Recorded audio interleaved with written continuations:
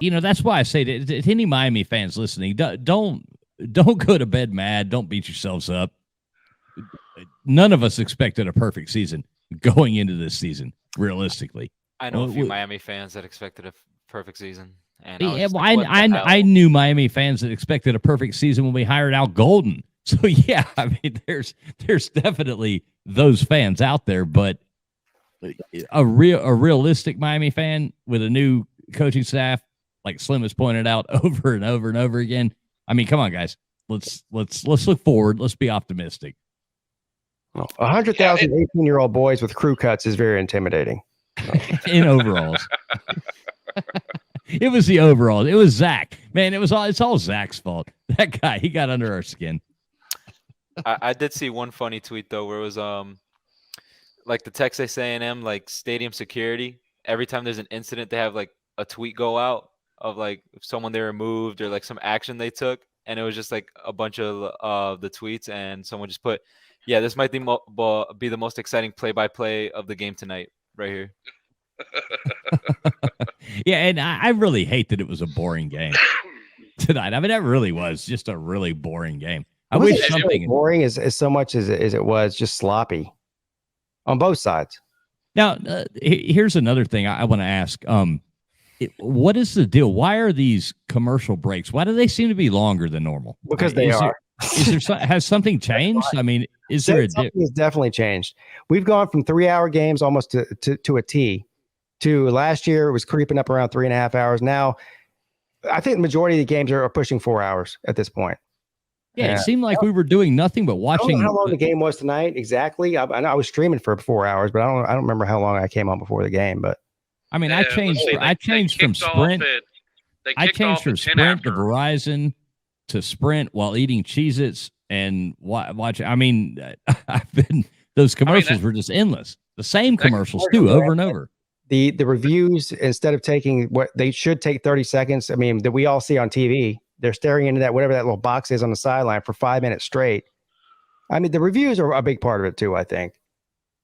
Have they ever thought about making that box bigger so they could see it like we see it? Or maybe the ref on the field isn't actually the one reviewing it. The ref upstairs in the booth is. So why is he staring at it down on the field too? Well, there you go. So the way you fix this, in my opinion, is you have some sort of third-party arbitrator that's off the field that can review it in real time really quickly and give the call to the judge on the field. I don't know why he's staring into some 1980s looking rabbit-eared box on the sideline and having some discussion over a CB radio for 10 minutes. Right. It's like they got this little 8-inch screen they're sitting there looking at. And the guy's like all serious staring into this, and it's going into the box. I'm convinced the referee is doing whatever he's told to do over the headset anyway. So why even have him look at it? For sure. Yeah, I guess that's the only thing. You sound like a bunch of Karens right now. Get off my lawn.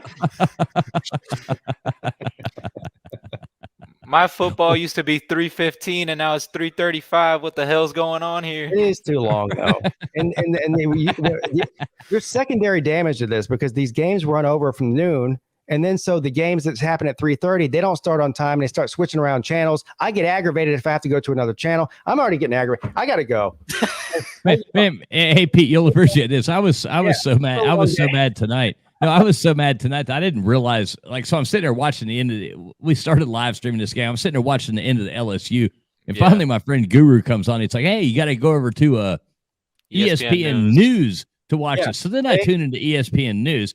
Then next thing I know, I'm watching like them playing that like paddleball trampoline game, and I'm like, I thought it was a commercial. So I'm sitting there watching that for like 5 minutes and not realizing that the game's actually going on the regular ESPN channel again. So now I'm like, oh my God, now I got to get a controller, go back, flip through, go all the way back through, find that channel. Then I start watching the game and I realize I'm 5 minutes behind watching it live streaming. And I'm like, that's my point. God. They got you searching around like you're looking for the Ark of the Covenant or something. I mean, it's a football game, man.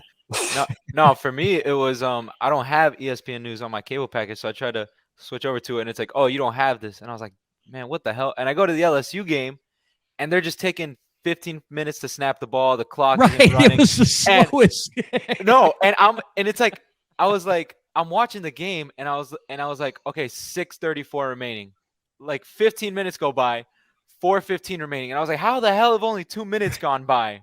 Same here, my friend. Same here. I'm like, No, Jesus and Christ. And I'm trying to live stream the game. And I'm like, Jesus Christ, this is horrible. No, and then LSU scores the touchdown to like basically put it out of reach, and I'm sitting there with my friends, and I'm like, all right, switch the games. It's over. It's over. Just switch it. Give me Miami A&M. No one cares about this anymore. Just switch it. Who gives a damn?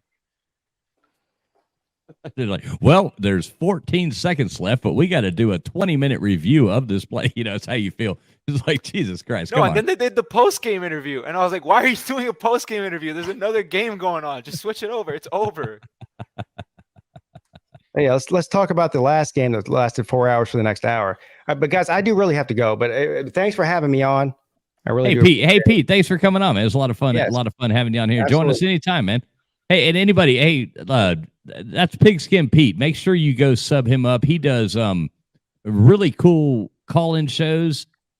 Pete, you tell him. You're better at giving your spiel. Well, I don't know. I do 1 million live streams a week.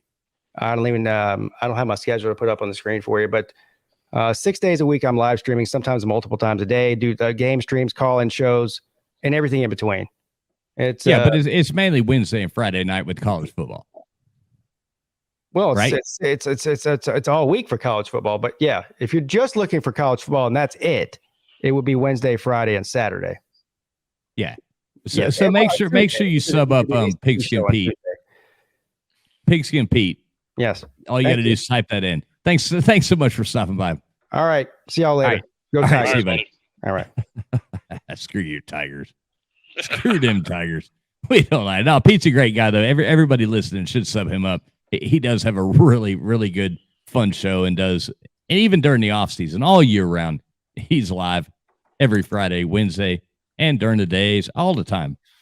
Pete's always live streaming. So, guys, anything else you want to touch on? What do you got? I'm pretty much done. Yeah, I've said everything. I mean, you want to throw out some optimism here at the end or something like that, and give these people something to be happy about. I don't want to be a pessimistic show. I don't want to come on here and just tell everybody that we saw. Let's be optimistic as well. Let's look at the good. Some of it does come down to like what I said earlier. That is one of the two best defenses that we're going to see all year.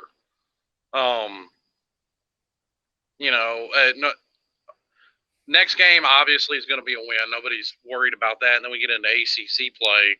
I mean, North Carolina's defense, doesn't stand a chance against, a bunch of kindergartners with scissors.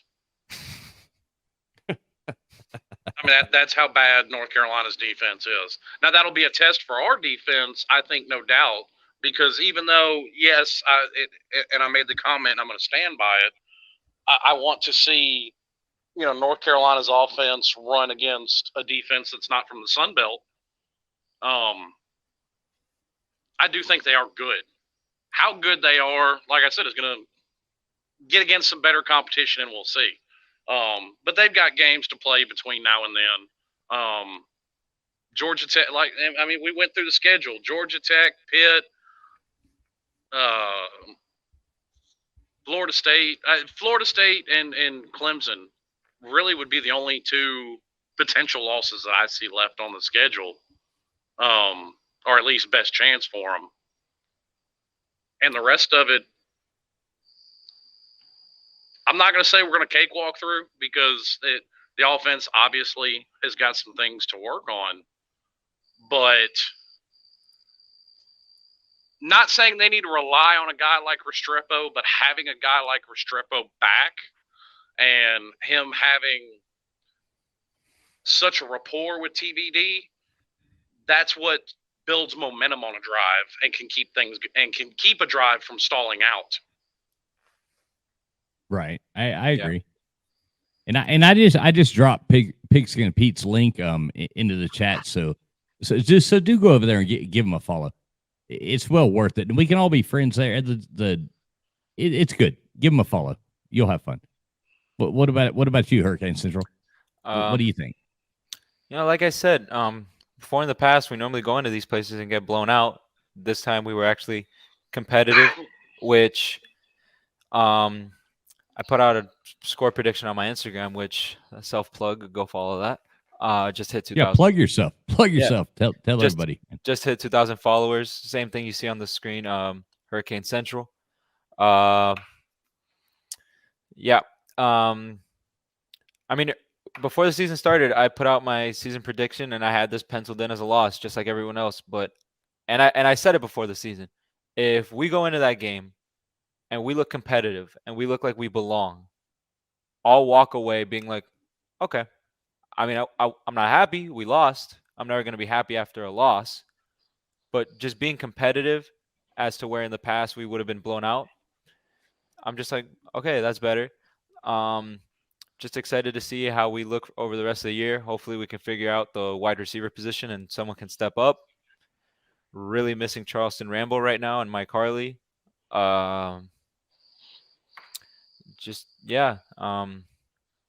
Overall, still feeling okay about the year. It's not the end of the world. No, and I agree. Everybody just pouting or wanting to stomp their feet and yell or anything like that. I mean, let's regroup, go in there, get the W next weekend, refresh, lick our wounds, and get back out there and start playing really good football. We have 2 weeks until ACC play because it's right. next week and then a bye week. Yeah. And that's what matters. And I think somebody potentially to step up into that role. And I don't know what's going on in practice. None of us really do. But I'll bring his name up again. Frank Ladson, as long as he is healthy. I mean, that is really the only complaint Clemson fans had about him was his inability to stay healthy. If he's healthy, I mean, he's 6'5", 215 pounds. That's a big target to throw at. And, I mean, use him the way – I mean, I don't like making comparisons to college and NFL, but use him the way Tampa Bay uses Mike Evans.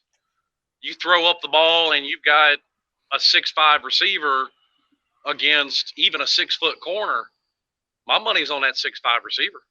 Right. I mean, you don't even need to compare college with NFL. Just look at yesterday's game, Florida State and Louisville. That wide receiver that Florida State had, Johnny Wilson. I know his last name's Wilson, but he's 6'7". Obviously, okay, Ladson's not 6'7", but still the same thing. A lot of passes over the top. He had one touchdown where he literally snatched the ball over a defender. That's a big weapon to have. When you have a receiver with size and strength that can just go up and snatch the ball out of the air, that's a tool that could be used offensively very well. And you know some of these comments, and I appreciate everybody checking in. We appreciate you. But like right here, this game was ours for the taking, and same old Canes. It was not the same old Canes of the past 5, 6, 7, 8 years. I mean, we've explained this. Go back to the beginning and watch this, but it was not the same old Canes. Yeah, sure, we got a lot to work on, but it was not the same old Canes. Well, and I think he's just looking at the end result, and Right. and in a way, in the end result, yes, it is. But why is that? Because there have been 6 head coaches in the 18 years we've been in the ACC. Exactly, but that's why I said to go back, and we've talked about this, to look at it from the beginning. That I mean, we're moving forward, we're making progress, like both of you have stated. I mean, we our defense gave up 17 points at College Station. I don't care who you are. Good luck going into College Station and only giving up 17 points. That doesn't happen a lot. I mean, that's a really hard place to play. Our defense did good. Let's work on the offense. Let's get it figured out. Nobody gave us a chance of winning this game 5 weeks ago. And okay, Tim. Yeah, same as in our beating ourselves. But my point still stands that until you break the cycle, people like to use this analogy all the time. The definition of insanity is repeating something over and over and expecting a different result. Well, we're 5 minutes into a whole nother coaching regime, and you've already got people out there talking about getting rid of them. Right. Hey, one thing of insanity.